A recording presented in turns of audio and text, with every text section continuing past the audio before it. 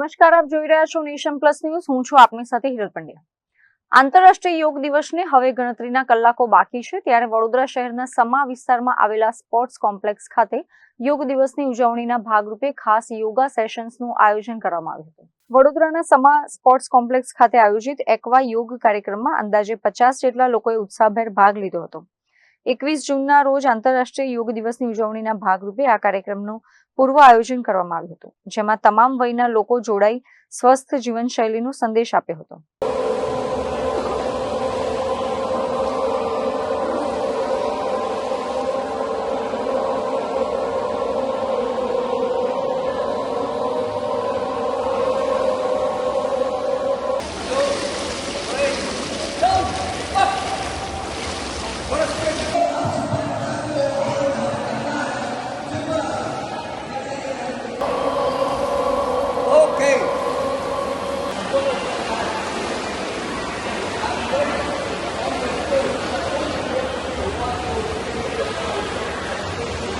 મહત્વ એટલે એવું છે કે યોગા દિવસ છે કાલે 21 તારીખે, તો યોગ એ આપણા જીવનનો બહુ ઇમ્પોર્ટન્ટ ચીજ છે.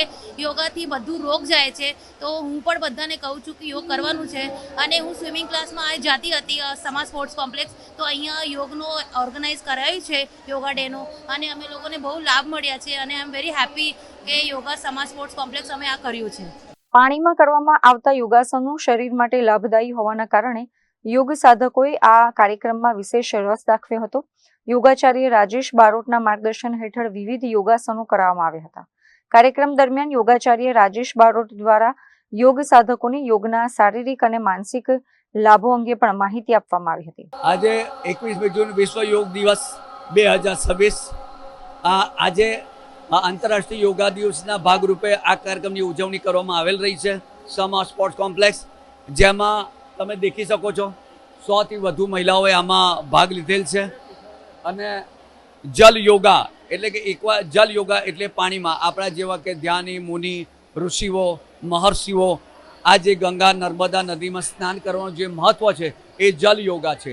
તમે જ્યારે જલમાં પ્રવેશ કરો છો ત્યારે આ બધા છિદ્રો બધા ખુલી જાય છે, જેને કારણે શું થાય, શરીરમાં ઓક્સિજનનું લેવલ વધે છે અને દરેક છિદ્રો શ્વાસ લે છે અને છોડે છે, એની કાર્યક્ષમતા વધે છે અને બોડીમાં લેવલ ઓફ એનર્જી અપ જાય છે, જેને કારણે આપણને સ્ફૂર્તિ અને તાજગી લાગે છે અને બોડીમાં હિલિંગ અને ગ્રોથ બહુ સારું થાય છે.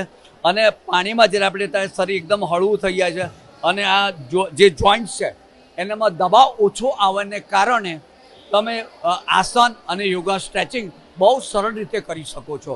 ભૂમિ કરતાં પણ તમે પાણીમાં યોગા સ્ટ્રેચ અથવા યોગના વિવિધ આસનો બહુ સરસ રીતે કરી શકો છો. તદ ઉપરાંત પ્રાણાયામમાં દાખલા તરીકે ભ્રામરી પ્રાણાયામ છે, કપાલભાતિ છે, ભસ્ત્રિકા પ્રાણાયામ છે, ત્રાટક છે, ઓમ મહામંત્ર છે, આ બધું તમે જલમાં બોલો તો તમારા બોડીમાં રિપેરિંગ અને ગ્રોથ બહુ સારું થાય છે. અને હેલ્થ માટે એક્વા યોગ એટલે કે જલ યોગા ધી બેસ્ટ છે. આપણા મહર્ષિ મુનિઓ આ બધા જે ગંગા, યમુના, જમના, નર્મદામાં જે સ્નાન કરતા હતા એ આ જ મહિમા છે. કેમેરામેન નવનીત પરમાર સાથે Chirag Patel, nation plus news, Vadodara. સમાચારોના સતત અપડેટ મેળવવા માટે અમારી નેશન પ્લસ ન્યૂઝની યુટ્યુબ ચેનલને સબસ્ક્રાઇબ કરો, બેલ આઇકન દબાવો અને જોડાયેલા રહો ફેસબુક, ઇન્સ્ટાગ્રામ અને ટ્વિટર પર.